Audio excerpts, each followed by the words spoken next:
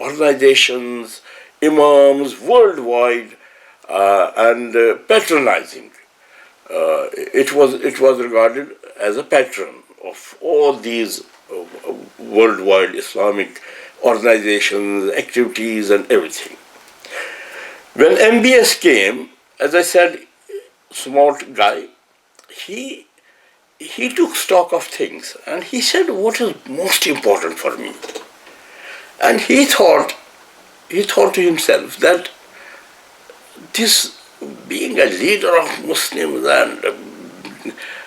and sort of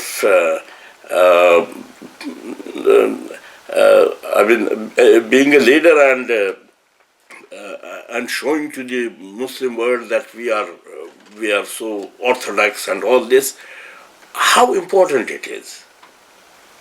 Because he was born with a what I call a platinum spoon. Usually we say he was born with a silver spoon in his mouth.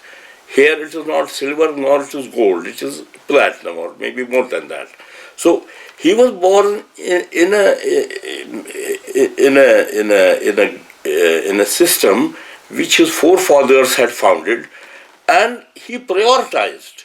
It is his first priority that he must ensure the future of monarchy. For MBS, the future of monarchy is the first priority. Everything comes after. And that explains why he has now liberalized, and he is now there are no such restrictions which were given, and because they were projecting an orthodox outlook of Saudi Arabia, which was not friendly for investment. Now, since future of monarchy is the priority, MBS has to ensure two things. One is economic. There should be enough money, enough wealth available. And since the oil wealth is becoming a bit, it's not that promising as it was, so he is resorting to other things. He is diversifying the economy. He is thinking of ambitious, creating worlds and cities, multi-billion dollars investments. Actually, I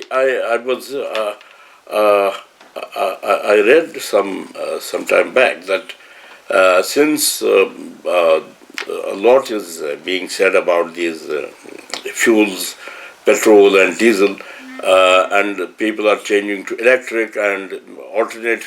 A lot of research is going on the alternate fuels, and it could be that hydrogen will be used as fuel in the future. And I came across a news item that the biggest hydrogen plant will be there in Saudi Arabia. Although hydrogen generation would require water, they don't have water, but MBS is so ambitious that he would see to it that they have enough sources of wealth. If petrol is not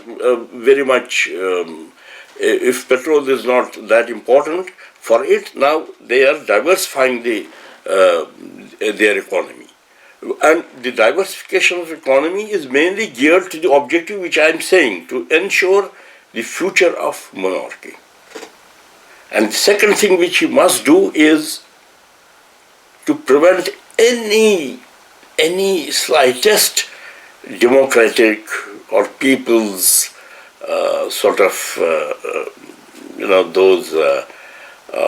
those things happening in the kingdom. And with these two things, you can see that Iran, how MBS looked at Iran. When MBS came, he said that Iran is considered by general people of the world. They think Iran is allowing women to go to universities, go to offices. Women are everywhere there, and Saudi Arabia is considered a very orthodox sort of thing. They don't allow women to drive and all this. So he first addressed this image issue that we must change the image, and that will create investment. And he said that what's happening in Saudi Arabia or other places, there were some people's uprisings in the eastern Saudi Arabia. He said what's happening here should happen on the streets of Iran, on the streets of Tehran. And it happened. And it happened. Iran lost some scientists, and the latest these demonstrations against hijab in the name of freedom and all this, they were also Saudi sponsored, and I'll come to it in a moment. But what I'm trying to say is that in this third geopolitical context, where we are saying what Iran meant to Saudi Arabia, Iran meant these two things, that it could for the monarchy, it was representing a people's dimension of Islam, as is very prominent in Iran, and also Iran was representing a sort of, in relation to what Saudi Arabia was, with the restrictions, Iran was representing a progressive face of Islam, which MBS said that it's a threat, and it then liberalized and all this. So that was, and in that geopolitical context, as I said, in the other geopolitical context, the wider between Muslim world and Iran, Saudi Arabia played a pivotal role, and here Saudi Arabia obviously played a pivotal because it was relating to Saudi Arabia itself. So this was this is the substance of what Iran-Saudi conflict was and is about. Now, I leave it to you to think that if there's an agreement, what will happen? What will Iran cease to be what it was? Iran is not sending any armies to Saudi Arabia. It's not sponsoring any groups in Saudi Arabia. So by this agreement, what will happen? Iran represents the people's dimension of Islam, which Iran represents. It is there. So if it is a problem for Saudi Arabia, it will continue to be a problem. So I leave it to you to see that how this agreement changes things. But as I said in the beginning, I will give you my mind on this. And obviously, briefly, I think I have been talking for a while now. To my mind, as I said, in this agreement, China brokered agreement, which is a three-party agreement, in this agreement, Iran benefits most. Iran is the biggest beneficiary. And you may ask why. And there I have a point which I would request you to take note of. And that's a very important point to my mind. And as I said, second is China, third is Saudi Arabia. But let's come to see how Iran is the chief beneficiary. The chief beneficiary means when you do an agreement, you have to see, you have a list. You have a list of what do you want. Now you have to see if you had a list of sometimes we call it a wish list, or you had a list of things which you want. Have you got everything? Is there everything in it for you? to my mind, yes, Iran has got what it wanted, what it needs. What does Iran need? Again, I'll have to come to Islamic Revolution, because Iran is the creation of Islamic Revolution. So when we talk of Iran now, we have to talk with reference to Islamic Revolution. Islamic Revolution,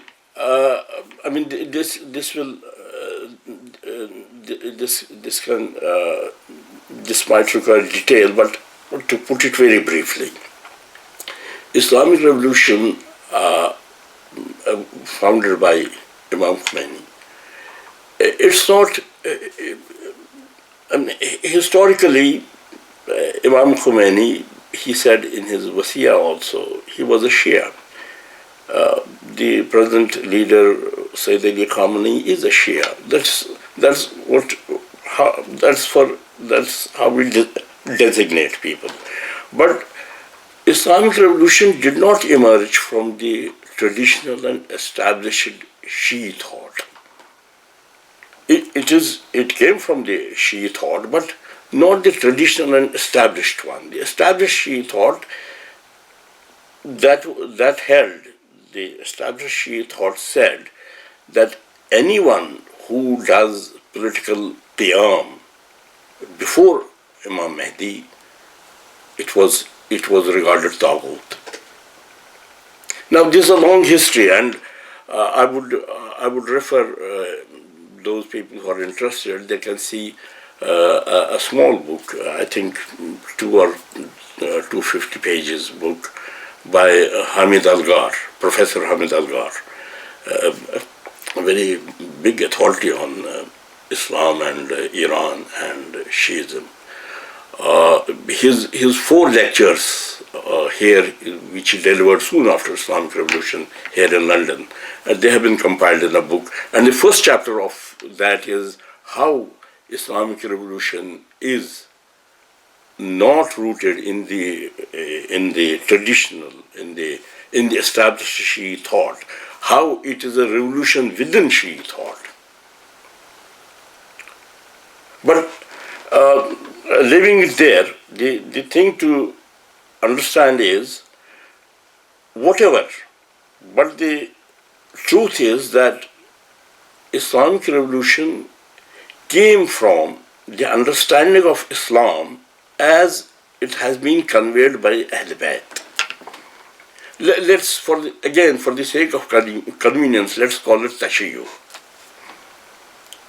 It came from the Tashayyu thought, and Imam Khomeini himself linked it with Imam Hussein's movement in Karbala. So it's fair to say that the revolutionary ideology was rooted in the Tashayyu version, in the Tashayyu version of Islam. And it's again important to note that it was not the established and traditional Shi'i thought, because if it was, then the revolution would have happened in Iraq, not Iran. Iraq is the main, Najaf Ashraf is there, that's the main intellectual capital. It did not happen there, and it's not happening there anytime soon. And that's a different story, what are things there. But I'm saying that it was based, it came from the, and as I said, for the sake of convenience, I will call it the Tashayyu. And about Tashayyu, what I'm going to say, a very important point to my mind, which would require detail, but I won't go into the detail, and I'm not, I think, very much qualified also to go into the detail. Tashayyu, in a sense, represents a kind of, Tashayyu represents a descent in the Islamic history. I mean, soon after the demise of Prophet, things were things took their, what I should say, I mean, things things started evolving soon after the demise of Prophet. There was a caliphate called Khilafat Rashida, and there was then these Umayyads, Abbasids, and then latest the Ottomans and all this. So there was a huge a civilizational history, and an establishment, a status quo came into being. Tashayyu represents a descent from the very beginning, at the very beginning. And there is a difference between the descent and what we call sometimes a disturbance. I mean, if we decide on something, if we agree on something, if we decide on something, and someone comes up with and disturbs the things, it's nuisance. But it does happen that you decide things, you say yes, things are now final, as if things are done and dusted. But then someone raises a point. No, I have a point. This is a serious dissent. So Tashayyu actually represents this, and there is, I mean, this dissent is this has with the Islamic Revolution, this dissent got a political power which it had never got. Imam Hussain came to record he said things have gone astray, and he said he came to reform the deen of his grandfather. But politically at that time it was defeated. Now, as I told you before, as I said, Imam Khomeini said that he took it where Imam Hussain had left. He connected it with that. The point I'm trying to say is, Iran is, right from the time of Islamic Revolution, there was an imposed war of 8 years, and since then sanctions and all this, Iran has been going through a lot. So it's not simply a state with the economic concerns. Economic concerns are there, but it is beyond that. So this, as I said, this dissent, this is a good thing to have happened. I mean, just look at it this way. I mean, I'm saying this as a Muslim, but anyone, any seeker of truth would agree with this, that down the line, 1400 years plus, we are talking about what Prophet said, what Islam is, and here comes another side of the story. Tashayyu you can regard as another side of the story. Here comes another side of the story, and any seeker of the truth who is not committed to history, who is not committed to the sort of what we call the historical romanticism and glory and all this, who is not committed to that, who is committed to God and Prophet, what Prophet said, what Prophet brought for us, who is committed to that, as soon as he as soon as he sees that there is another version, why he should not lend his ear to it, patient ear? Okay. What you have to say? After all, this is another side of the story. So this is what Iran wants. Iran, right from the Islamic Revolution, if you see their Ministry of Tablighat, their Ministry of the Information, and not information is another thing, the Tablighat. Tablighat means the ministry which is in charge of media and publication and all this. They have produced a huge literature, films, documentaries saying their version.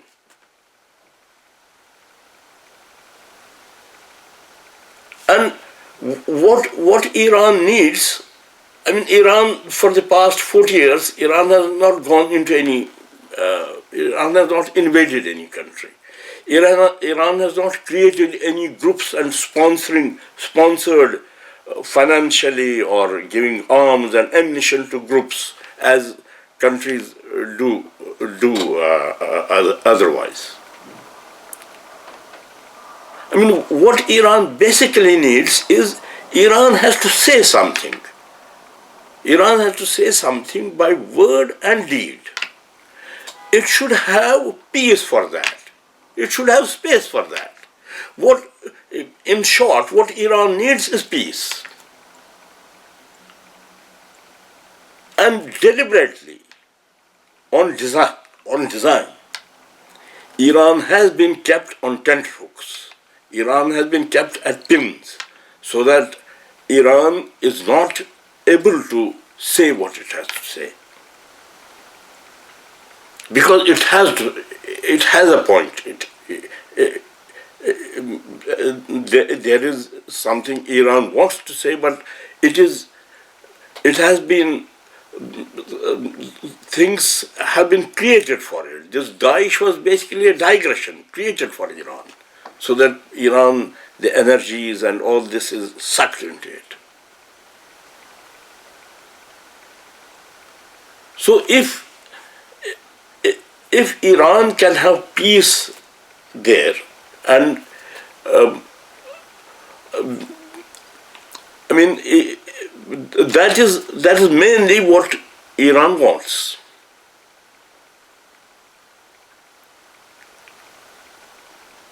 And by this agreement, it is expected that Iran will have peace there. As I was referring to the recent disturbances there in Iran on the hijab issue, now it's clear that Iran International, the television channel based here in UK, in London, was very instrumental in that. It was doing all the propaganda work. And the Iran International is funded by Saudi Arabia. So if by this agreement ties Saudi hands, it ties the hands of Saudi Arabia. Don't create disturbances in Iran. That is what Iran wants. And China is supervising it. China will see to it that agreement is not violated. If Iran has peace at home, that's all.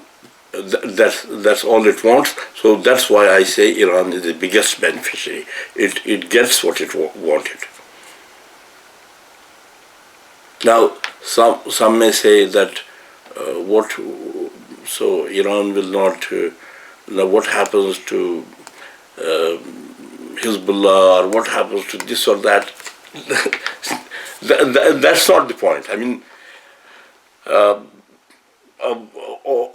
all the groups everywhere inspired by Iran will do what they were doing. That's not part of the agreement. What was happening in Yemen will continue to happen. The movement there, headed by Houthis, by Ansarullah, which is an Islamic movement, it will continue. Iran was never fighting in Yemen. It was Ansarullah. Ansarullah will continue to fight. How does it affect it?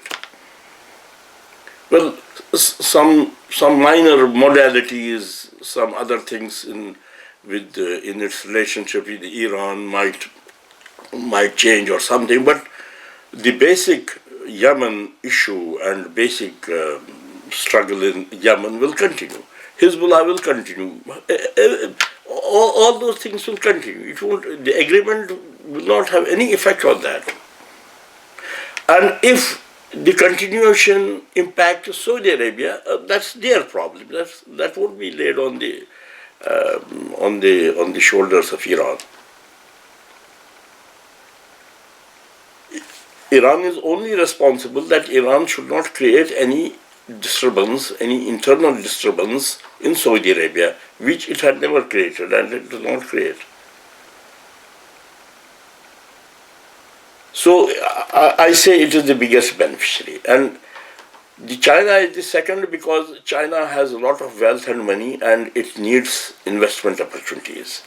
And Saudi Arabia presents the best opportunities. A lot of money they have vision of so many projects involving billions, and China can invest a lot of money there. So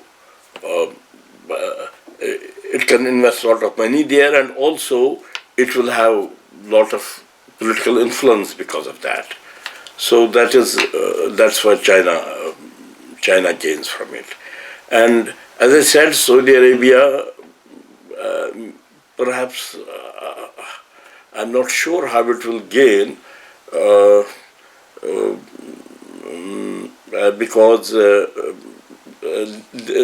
Iran was not doing anything which will stop and Saudi Arabia will say, okay, now. Saudi Arabia has its problems, the problems of its monarchy and its so many things. Iran is not responsible for that. So the only thing I can see is it will have a good relation with China, and that will further enhance its security. Those are the things. But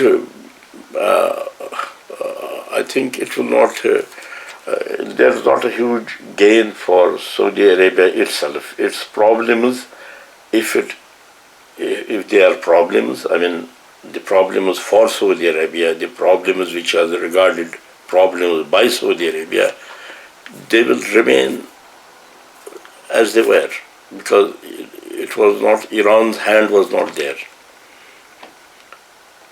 So this is briefly. I mean, as I said, you can have your have your thought about it. Who gains what? But to my mind, Iran is the biggest beneficiary, then China, and then Saudi Arabia, if at all. But this here I would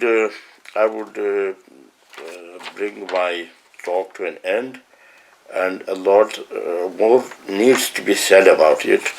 There's a lot more connected with it, but then I have to think of the time. It has already been late, so I will take leave of you, and I will